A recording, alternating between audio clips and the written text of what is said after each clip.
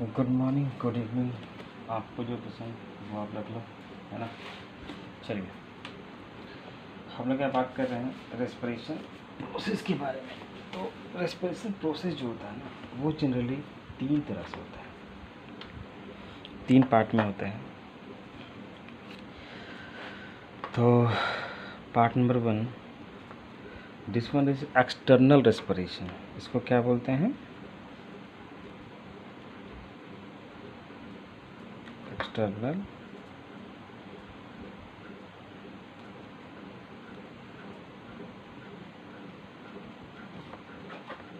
External respiration.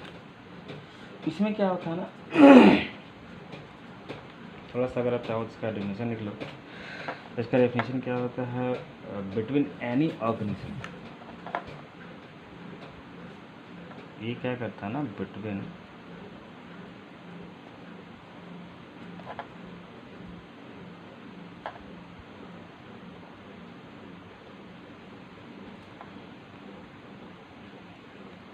Any organism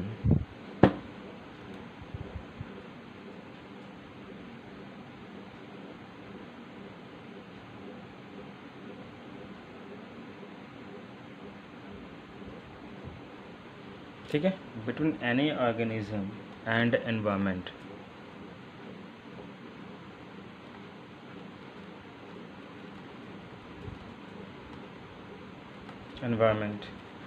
exchange of oxygen, क्या बताया?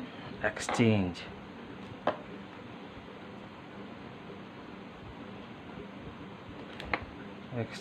Of oxygen and carbon dioxide is called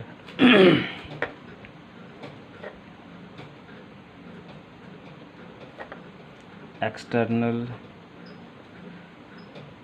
respiration. ठीक है, तो जैसा कि हमने पहले भी आपको बताया था, इसमें पहले आप ये समझ लो कि ये होता है कि हमने बिटवीन एनी ऑर्गेनिज्म, यानी कि कुछ भी किसी भी तरह का ऑर्गेनिज्म हो, वो क्या करता है ना, उसके और इन्वायरमेंट के बीच में जो एक्सचेंज ऑफ ऑक्सीजन और कार्बन डाइऑक्साइड का जो होता है, यानी कि CO2 और कार्बन डाइऑक्साइड के बीच के जो वो तालमेल जो करता है, that is called external respiration. तो हम पहले आपको बता चुके थे। इसमें हम लोग क्या करते हैं ना, इंस्पिरेशन में क्या करते हैं, नाइट्रोजन जो होता है ना 78.09%, ऑक्सीजन 21% और CO2 0.03%। ठीक है, ये हम लोगों ने क्या किया, इनहेल किया, यानी कि अपने अंदर लाया, यानी कि इंस्पिरेशन इसको बोलते हैं। इसको हम लोग क्या बोलेंगे? इंस्पिरेशन। अब हम लोग बात करते हैं एक्सप्रेशन के बारे में, यानी कि बाहर निकालना। इसमें क्या करते हैं, नाइट्रोजन 78.09%, O2 17% और CO2 4%। ध्यान दिया आपने? यहाँ पे चीज़ आप ध्यान दो कि नाइट्रोजन जो होता है ना, हर हाल में या तो वो आ रहा है या फिर जा रहा है, दोनों हाल में दोनों का दोनों अमाउंट सेम है। आप यहाँ देखो, ऑक्सीजन आते वक्त 21 था, जाते वक्त 17 है।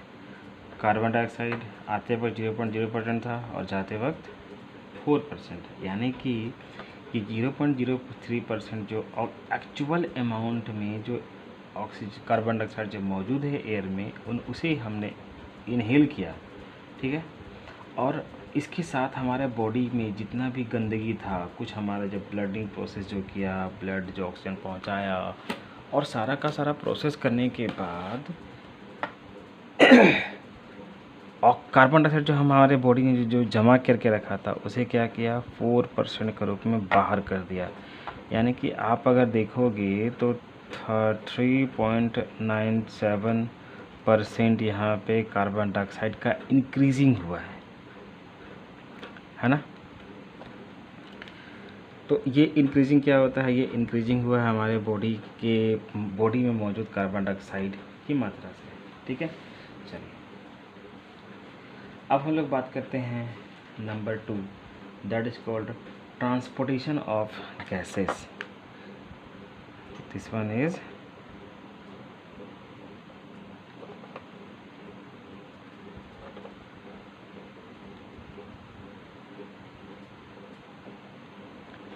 Transportation of gases.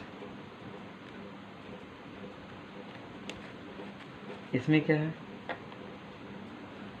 अगर आप ध्यान दो तो इसमें क्या होता है ना कि O2 रिच यानी कि कार्बन डाइऑक्साइड क्या करता है ना कि सारा का सारा बॉडी पार्ट तक ये पहुंचता है। ट्रांसपोर्ट किसका हो रहा है यहाँ पे, ट्रांसपोर्ट मतलब ढोना, ढोता कौन है, किसका ढुलाई होता है भाई यहाँ पे, तो ढुलाई होता है यहाँ पे O2 का यानी कि ऑक्सीजन का। ऑक्सीजन क्या किया, कहाँ तक गया, rich all part of the body.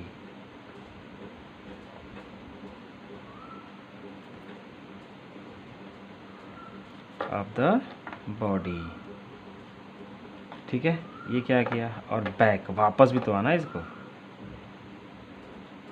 Back to pavilion यानी कि कहाँ से निकला था, लंग्स से निकला था और लंग्स में वापस आ गया, इज कॉल्ड ट्रांसपोर्टेशन। ठीक है, तो ये ट्रांसपोर्टेशन जो किया यहाँ पे क्या हुआ, हम लोगों ने क्या देखा कि ये क्या करता है ना कि CO2 क्या करता है, reach all part of the body back to lungs is called transportation.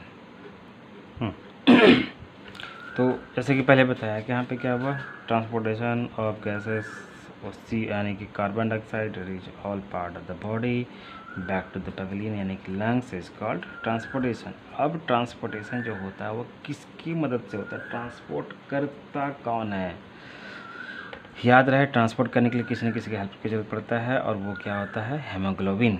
यानी कि हमारे बॉडी में ट्रांसपोर्ट करता है वो कौन, कि उसका नाम क्या होता है, हेमोग्लोबिन, जो कि रेड पिगमेंट होता है।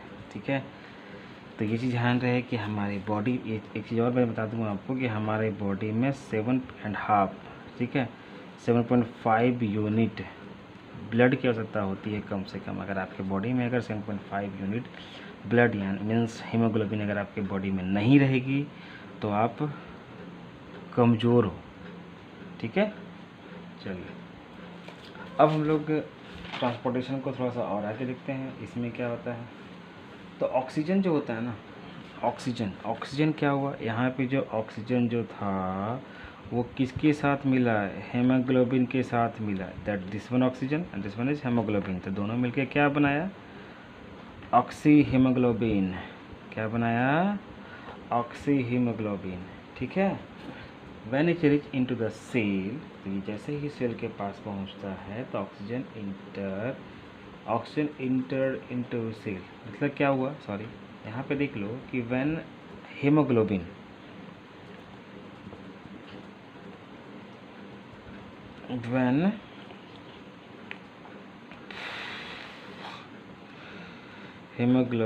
reach into cell,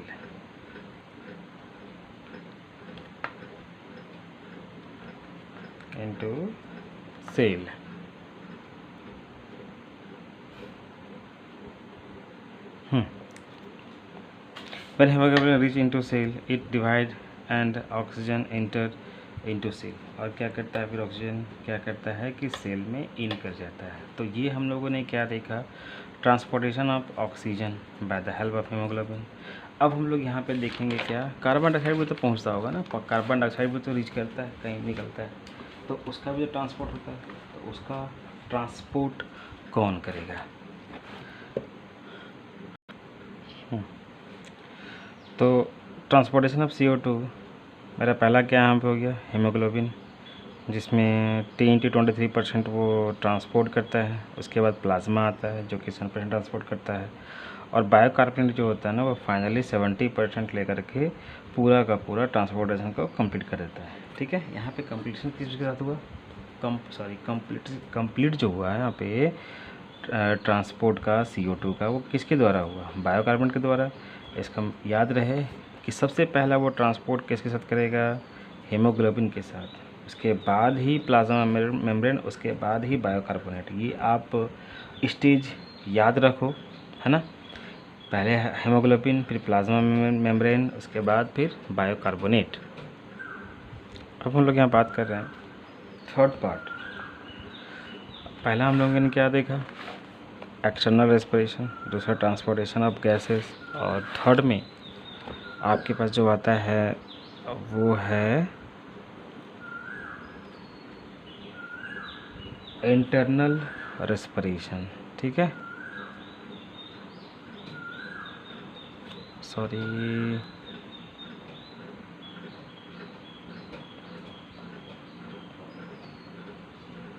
ठीक है। तो इसको हम लोग एक और नाम जानते हैं, इसको हम लोग क्या बोलते हैं? और सेलुलर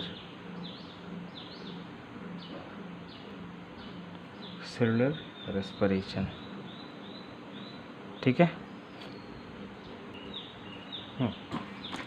तो सेलुलर रेस्पिरेशन हम लोग क्या देखेंगे? सेलुलर रेस्पिरेशन जो होता है is a set of metabolic reaction and process that take place in cell of organism to convert chemical energy from oxygen molecules or nutrients into adenine 3-phosphate यानी कि ATP and release waste product CO2। ठीक है, ये क्या करता है? CO2 को बाहर कर देता है।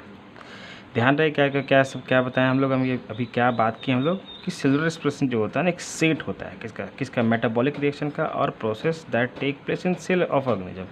यानी कि यहाँ पे दो काम हो रहा है, याद रहे। क्या हो रहा है? मेटाबॉलिक रिएक्शन हो रहा है, और साथ ही साथ यहाँ पे क्या हो रहा है कि आपका टेक प्लेस सेल ऑर्गेनिज्म जो होता है ना, कन्वर्ट। ऑर्गेनिज्म क्या करता है? कन्वर्ट केमिकल एनर्जी को किस में करता है? ऑक्सीजन मॉलिक्यूल्स और न्यूट्रिएंट्स इनटू किस में किया?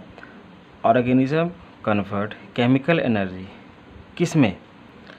मॉलिक्यूल्स और ऑक्सीजन मॉलिक्यूल्स और न्यूट्रिएंट्स इनटू एडेनाइन 3-फॉस्फेट में ये कन्वर्ट कर दिया। और रिलीज़ क्या करता है? Waste product. यानी कि जनरली जो वेस्ट प्रोडक्ट क्या होता है हमारे बॉडी में? CO2 ही होता है ना। तो आप यहाँ पर देखो, यहाँ पे इसका फॉर्मूला क्या बनता है? CO2 + H2O + एनर्जी यानी कि ATP, है ना। ध्यान रहे बात। तो इसमें हम लोगों ने क्या देखा? तो ये चीज़ आपको समझ में आ गया। अब क्या होता है ना, ये एक कैटाबॉलिक प्रोसेस होता है। कैटाबॉलिक प्रोसेस का मतलब क्या हुआ? एक ऐसा प्रोसेस जो कि ये क्या होता है? कैटाबॉलिक प्रोसेस होता है। कैटाबॉलिक प्रोसेस का मतलब क्या होता है ना, ये जनरली दो तरह से होता है। पहला ऐसा होता है जो प्रेजेंस ऑफ ऑक्सीजन, और दूसरा होता है क्या? Absent of organism. यानी कि इसमें जो हुआ ये प्रेजेंट ऑफ ऑक्सीजन के साथ भी हुआ और एब्सेंट ऑफ ऑक्सीजन के साथ भी हुआ। तो इसमें आपका जो फार्मूला जो बनेगा, ये चीज़ फार्मूला जो मैं लिखवा रहा हूँ ना, आप ध्यान रखना, ये आपको रिमेंबर रखना है। और एग्ज़ाम में इससे आपका कुछ फार्मूला अगर आप लिखोगे तो इससे आपका फ़ायदा होगा। ठीक है।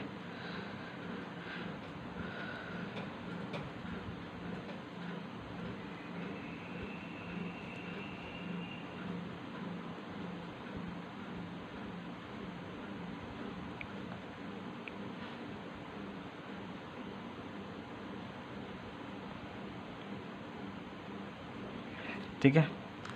तो यहाँ पे C6H12O6 + 6O2, इससे क्या मिला हम लोग को? 6CO2 + 6H2O + ATP।